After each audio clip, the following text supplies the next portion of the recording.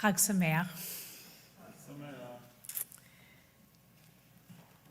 I was a child who was raised on black and white television.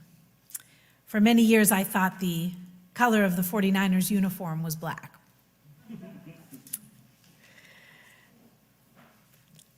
And as a child raised with black and white television, I can so clearly remember the first time I saw in full Technicolor The Wizard of Oz.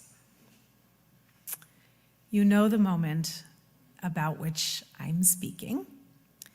That extraordinary moment when you suddenly realize that everything in Dorothy's home of Kansas was black and white and gray and sepia.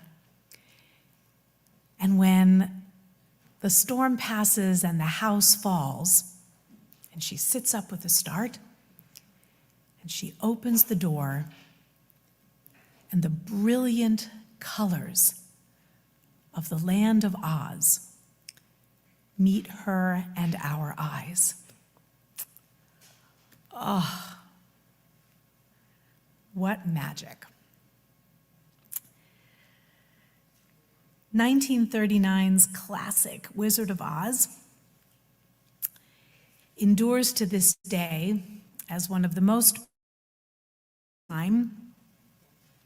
for more reasons than we'd have time to even delve into, but I think about The Wizard of Oz with such affection as the characters use their brains, their hearts, their loyalty, and their friendship to weather the destructive storms of their time as they face new and wondrous and, yes, perilous horizons over the rainbow. Though I grew up absolutely convinced that, like Dorothy, Scarecrow was my favorite, I am finding myself more and more enamored of one of the other main characters these days. That beloved Cowardly Lion who asked these memorable questions. What makes a king out of a slave? What makes the flag on the mast to wave? What makes the elephant charge his tusk in the misty mist or the dusky dusk? What makes the muskrat guard his musk? What makes the Sphinx the seventh wonder? What makes the dawn come up like thunder? What makes the Hottentot so hot? What puts the ape in apricot? What have they got that I ain't got? And of course, the other characters tell him, courage. And one of the sweetest lines ever, Lion responds, you can say that again. And he realizes what he said. A number of years ago at the Hollywood Bowl, 17,000 of us participated in a sing-along Wizard of Oz. And when it got to that moment a little earlier, when the characters sing, then I'm sure to get a brain, a heart, a home, and with the Cowardly Lion, 17,000 people said in that perfect, wonderful accent, the noive. So sweet. Our Torah is coming to its yearly end before we flip it back over and start again. And as the Torah ends, we hear a number of times, Chazak ve'ematz. Be strong and have courage. It's said 3 times to Joshua, actually first to the people, including Joshua, by Moses, and then by Moses to Joshua in a private audience that we are privy to, and then finally by God to Joshua. It's as though God quotes Moses, which is really wonderful. But Joshua does not get that strength and courage right away. We know that he has it in him, but it's all the way into the book of Joshua, chapter 10, where Joshua himself, after having been told by God again and by the tribal leaders, Chazak ve'ematz, Joshua, be strong and have courage, finally, after so many trials and tribulations and failures and a lot of successes, finally Joshua is able to say to his legions, Chizku ve'imtzu, be strong and have courage. I think the Torah is telling us, and into the books of the prophets, that just telling somebody once, twice, even 3 times to be strong and have courage, it's not an easy thing to implant.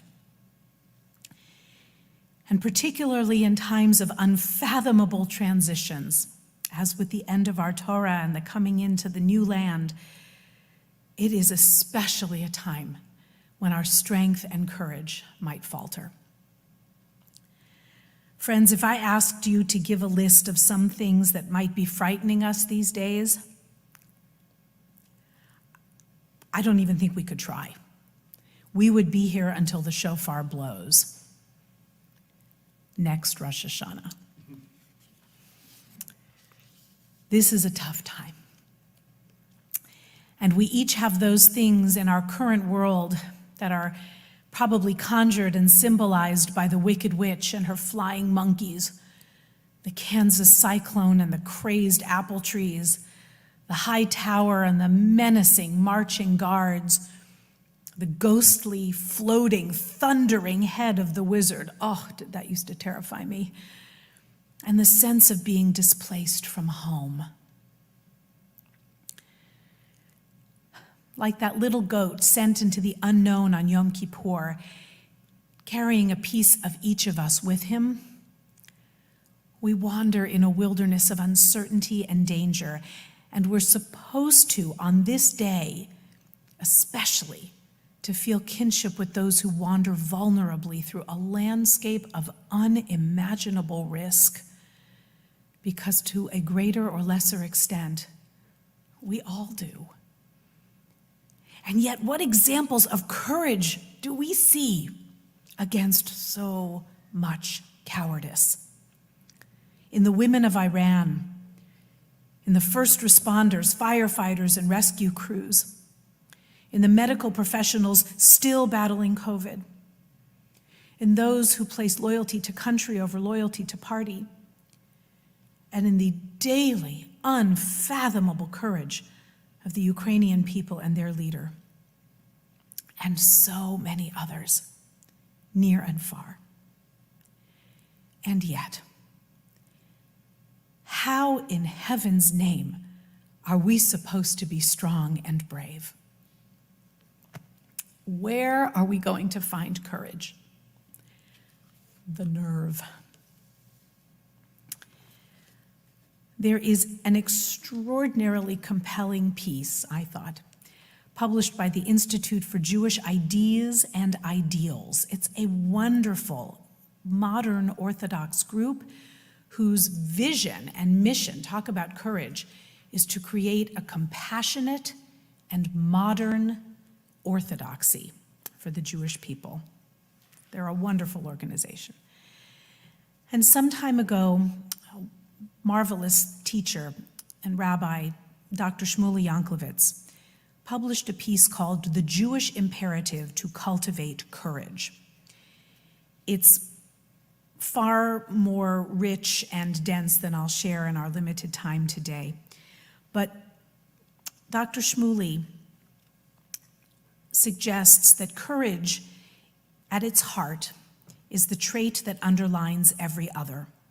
If we look at the classical character traits, the midot, for those who study a little Musar, the cultivation of the soul, the inner life, courage is actually not listed among the most normative or noble attributes.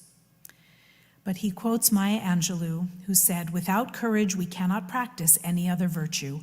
We can't be kind, true, merciful, generous, or honest."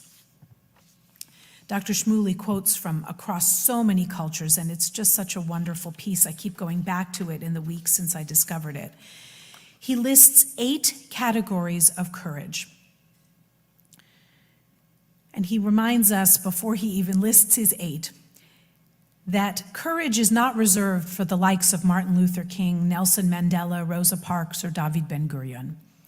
Each of us has opportunities for courage every day. And courage does not require putting the entirety of one's life at risk.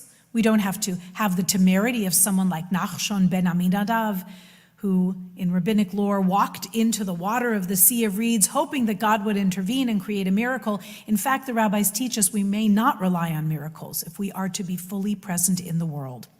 We are not supposed to take senseless risks that put our lives or our family's financial or emotional well-being in jeopardy.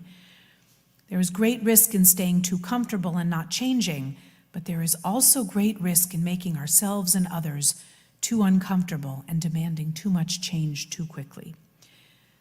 So how do we balance courage and find just the right sweet spot of it? Dr. Shmuley refers to these 8 categories: courage of being, courage of will, courage of speech, courage of action, courage of restraint, courage of mind, courage of spirit, and courage of heart. In each one of these, he delves more deeply into ways in which these aspects of courage can and must play a role in our lives. When to speak up, even as the late social activist Maggie Kuhn, who spoke out passionately for protections for senior citizens in America, she said, "Speak your mind, even if your voice shakes." Speak your mind, even if your voice shakes. Wow, coming back to that. Times that we need to speak out, time when it is imprudent to speak out, that's the courage of restraint, being silent when the times call for it, knowing when, as he says, to back off. How do we move beyond the fear that destroys connectedness? Dr. Shmuley quotes from one of my early education teachers, Parker Palmer, in The Courage to Teach, a wonderful book about the necessity of harnessing the will not to act on our fears, asking, again, how can we move beyond the fear that destroys connectedness? Parker Palmer said, "I say, by reclaiming the connectedness that takes away fear. By connecting with one another, by connecting with our inner life, by not being afraid to turn over the rock and see what lurks in the shadows. We start to cultivate a courage to be who we are supposed to be, something upon which many of us will spend a lifetime working. And one might think that acting courageously is somehow antithetical to humility. This is also addressed. Rabbi Avraham Yitzchak HaKohen Kook, the first Ashkenazic chief rabbi of pre-state Israel, said, "Everyone must look at themselves favorably and find the good aspects within themselves. For as one sets one's mind to seek out the good, immediately all of their weaknesses transform into strengths.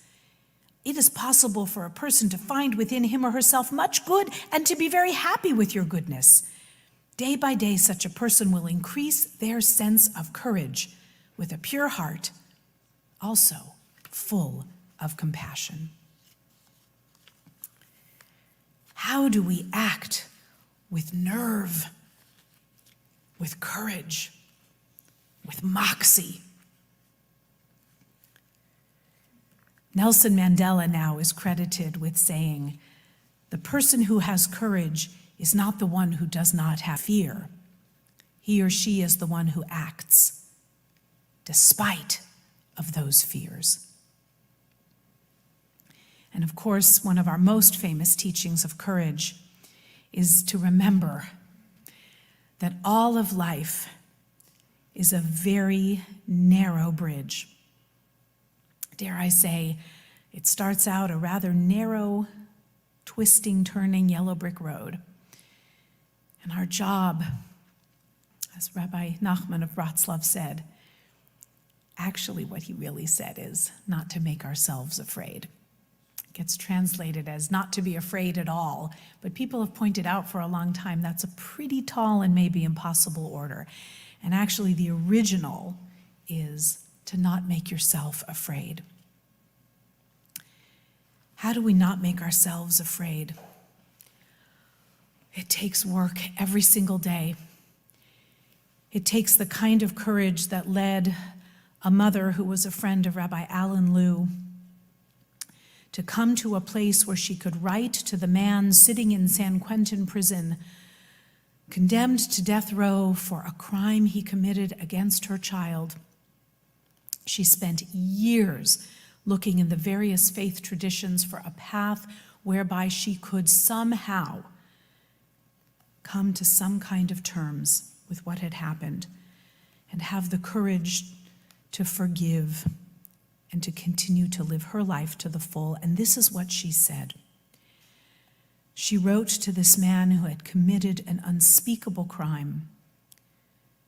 Dear Douglas, the Spirit of God in me sends a blessing to the Spirit of God in you. To have the courage to embrace the Spirit of God within each of us and extend it outward to the Spirit of God in all things. That may be the most freeing and most courageous act of all. Rabbi Yisrael Salanter, the founder of the modern Musar movement who lived in the 19th century, said, "Every person must hold on to and keep precious 3 qualities in order to lead and live a life with courage. Not to despair, not to get too angry, and not to expect to finish the task." Courage does not mean one makes an appearance and then hurries out the door. No, courage must be cultivated daily, Rabbi Salanter said. It must be cultivated for years before it's even given the chance to blossom. I think Joshua would have agreed. Courage comes from realizing that our role in the universe is unique but limited. It's this limitation that allows us to excel beyond our wildest dreams. It allows us to pursue our destiny, and whether we know it or not, courage is the engine that allows us to move forward perpetually with intentionality, with compassion, and with the knowledge that meaning is found through navigating the storms, the cyclones of life. By navigating those tribulations, we can live a full and courageous life.